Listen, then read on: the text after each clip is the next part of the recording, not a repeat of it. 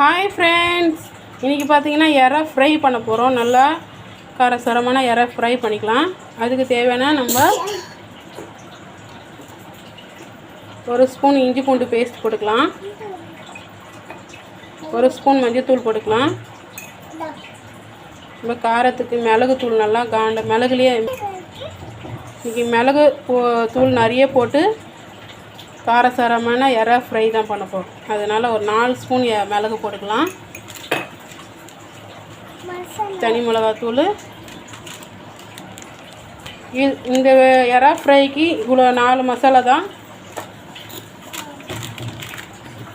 ஒரு கொத்து கருவேப்பிலை. இப்போ நம்ம ஒரு ஸ்பூன் தூள் உப்பு போட்டுக்கலாங்க. இதை நல்லா பிசைஞ்சு எடுத்துக்கலாம். ஒரு 1/2 அன் ஹவர் ஊற வச்சிடலாங்க. அப்போ தான் நல்லாயிருக்கும். கொஞ்சமாக எண்ணெய் ஊற்றி அழகாக பொன்னிறமாக வறுத்து எடுத்துக்கலாம். அவ்வளோதான். ஒரு 1/2 அன் ஹவர் அப்படியே ஊற வச்சிடலாம். இப்போ பார்த்திங்கன்னா நான் ஒரு கடாயை வச்சுருக்கேன். நம்ம தேவையான எண்ணெய் ஊற்றிக்கலாங்க.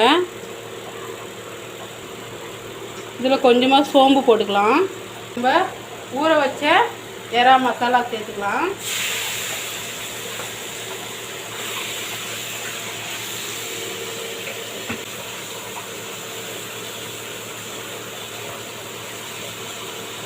ஒரு 10 நிமிஷம் மூடி போட்டு நம்ம அப்படியே விட்டுடலாம்.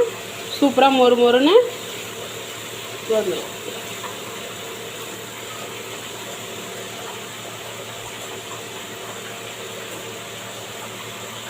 இப்படி ஒரு மூடி போட்டு வச்சுருங்க.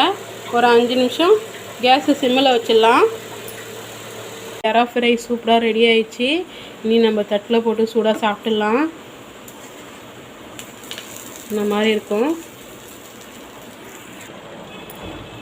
சூடாக சாப்பாடு வச்சு நம்மளோட மிளகு எறா வறுவல் வச்சுக்கலாம்.